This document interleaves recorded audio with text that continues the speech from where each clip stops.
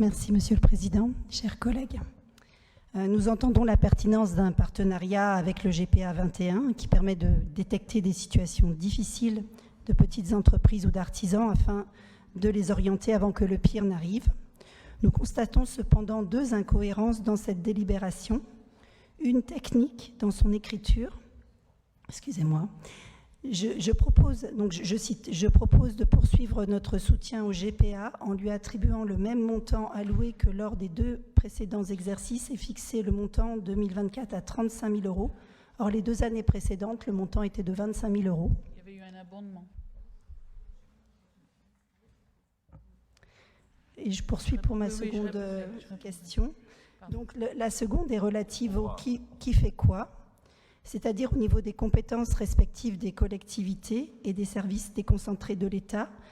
Alors, les directions régionales de l'économie, de l'emploi, du travail et des solidarités, les DRETS, ont justement 7 missions d'accompagnement de proximité pour les entreprises en difficulté, notamment par les CRP, les commissaires aux restructurations et à la prévention des difficultés des entreprises positionnées auprès des préfets de région. Donc voilà, on estime que oui, il faut participer, mais au même montant que l'année dernière, et pas aller sur des compétences qui ne nous sont pas allouées. Donc voilà, par conséquent, nous nous abstiendrons. Je réponds, Monsieur le Président. Oui, allez-y, répondez. Alors, sur la subvention, il y a bien eu 35 000 euros l'année dernière, sauf qu'il y avait 25 000 euros sur le pôle solidarité et 10 000 sur un autre pôle. Donc, c'est la raison pour laquelle vous n'aviez pas ce chiffre de 35 000 affiché, vous n'avez pas mémorisé ces 35 000, mais c'était bien 35 000 l'année dernière. Vous pourrez le voir dans les comptes de l'association.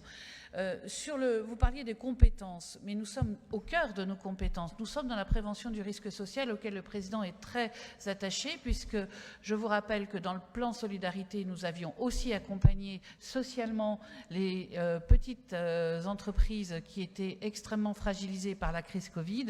Et vous le savez, tout artisan qui est en grande difficulté bascule dans le RSA. Donc nous sommes vraiment au cœur de nos compétences, nous sommes dans la prévention avant que ça se dégrade, sachant que ce sont des petites entreprises, il y a du personnel.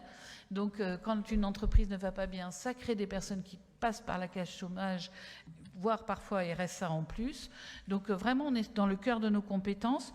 Et puis vous parliez des dispositifs de l'État. J'ai pas entendu de dispositif de la région, c'est sans doute un oubli soit de votre part, soit de la région. Mais par contre, il y a une chose qui est certaine, c'est que nous croyons beaucoup à la paire aidance. Et là, c'est le cas. Ce sont des chefs d'entreprise qui accompagnent d'autres chefs d'entreprise.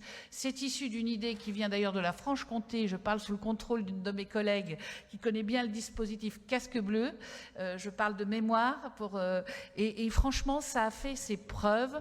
Et donc, quand quelque chose marche, nous avons tout intérêt à le dupliquer. Mais nous sommes vraiment dans la prévention de l'aggravation du risque. Moi, franchement, Madame Carlier, je vous aime bien. Mais je vous comprends absolument pas. Je vous comprends absolument pas. Moi, après ça que vous vous absteniez, moi, ça me gêne pas, la majorité est solide. Mais franchement, je ne comprends même pas le raisonnement. Nous avons, depuis toujours, travaillé, surtout dans un contexte qui est compliqué, avec les artisans, les chefs d'entreprise, avec les agriculteurs, pour faire de la prévention du risque social. Je ne sais pas si vous avez déjà côtoyé des personnes qui sont en grande difficulté, qui ne savent plus à qui s'adresser, qui n'ont en face d'eux qu'un banquier qui leur dit « on ne suit plus », et dont les familles sont en train de vaciller, et ben d'avoir un de leurs pères, qui est un expert en la matière, qui les accompagne, qui met autour de lui avec nos services toutes les personnes qui sont capables d'apporter une solution et de voir, avant même que ça ne soit déféré à la barre du tribunal de commerce, si on peut sauver encore les choses, moi je continuerai cela. Je continuerai cela. Vous savez... Je le dis dans le domaine de l'artisanat, du commerce, etc., mais je le dis aussi pour nos agriculteurs. Hein.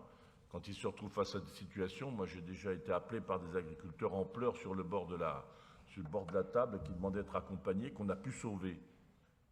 Vous savez, chaque vie, quand on me dit qu'on n'est pas là au cœur de nos compétences, la prévention du risque social, c'est une priorité du département.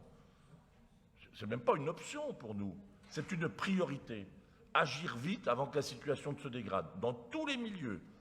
Parce que chaque fois que la situation est très dégradée, vous savez comment ça se passe. C'est l'alcool qui s'invite, plus que de raison. Ce sont les violences faites aux femmes, faites aux enfants. Ce sont des séparations et c'est des drames qui se poursuivent. Donc ça, la prévention et l'individualisation, c'est notre priorité. Je dis bien l'individualisation. Et je ne ferai pas moins sur ce secteur. Voilà. Les choses au moins comme ça sont claires.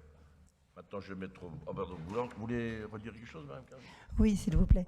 Non, mais en fait, j'ai bien dit que nous trouvions ce dispositif et cette convention pertinente et qu'il y avait une incohérence parce que, effectivement, même somme que l'année dernière, 25 000, et là, c'est passé à 35 000. On a eu l'explication de pourquoi c'était 35 000, donc on ne s'abstiendra plus. On n'est pas quand même complètement borné. Et donc, moi, je vous comprends sur certains aspects, Monsieur le Président. Je ne suis pas quelqu'un qui suit... Oui, j'ai déjà vu des personnes galérer, pour tout vous dire, et ça m'énerve que vous me posiez cette étiquette-là, parce qu'en fait, moi, je suis tout à fait dans le compromis, et voilà, notre groupe s'est posé la question, il y avait une incohérence. Par contre, sur les histoires de compétences, il faut être vraiment scrupuleux, parce qu'effectivement, il y a des tas de dispositifs, et en introduction générale, vous avez dit qu'il fallait faire des économies, parce que l'État, va nous... voilà, au niveau des charges et au niveau des ponctions financières. Mais voilà, c'est pour ça que nous aussi, on est en responsabilité par rapport aux délibérations qu'on lit et aux incohérences qu'on voit. Point barre.